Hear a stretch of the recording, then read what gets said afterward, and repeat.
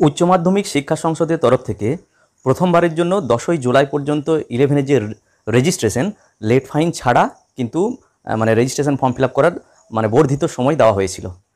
আবার কিন্তু সংসদের তরফ থেকে দ্বিতীয়বারের জন্য কিন্তু আবার সময় বাড়ানো হয়েছে আগামী 16ই জুলাই পর্যন্ত। সেক্ষেত্রেও কোনো লেট ফাইন লাগবে না।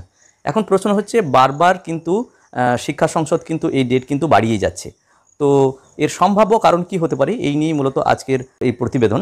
তো সেখানে দেখা যাচ্ছে যে ক্লাস 11-এর রেজিস্ট্রেশনের চূড়ান্ত দিন কিন্তু এই মুহূর্তে উচ্চ মাধ্যমিক শিক্ষা সংসদ কিন্তু ঘোষণা করে দিয়েছে 16ই জুলাই পর্যন্ত।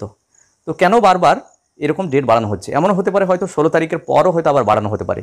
তো মূল কারণটা রয়েছে যে এই বছর 2024 সালে মাধ্যমিক পরীক্ষায় উত্তীর্ণ হয়েছে এইরকম এখনও 24,000-এরও বেশি পড়ুয়া রয়েছে যাদের কিন্তু 11-এর রেজিস্ট্রেশন প্রক্রিয়া সম্পন্ন হয়নি। তো এই ক্ষেত্রে স্কুলগুলির ভূমিকা নিয়ে নাকি প্রশ্ন তুলছে উচ্চ মাধ্যমিক শিক্ষা সংসদ। তো মাধ্যমিকে উত্তীর্ণ হয়েছে এবারে 7,65,252 জন পরীক্ষার্থী।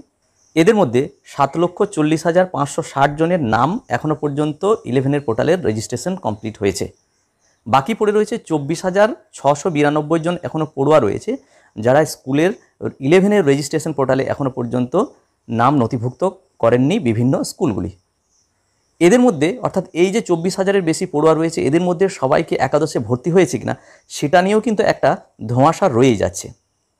তাই 10ই জুলাই পর্যন্ত প্রথমবার সময়সীমা বৃদ্ধি করার পরেও দ্বিতীয়বার এই বিষয়ে বিজ্ঞপ্তি পেশ করে উচ্চ মাধ্যমিক শিক্ষা সংসদ আবারও আগামী 16ই জুলাই পর্যন্ত এই ডেট কিন্তু বাড়ানো হয়েছে এবং বলা হয়েছে কোনো লেট ফাইন এই মুহূর্তে লাগবে না।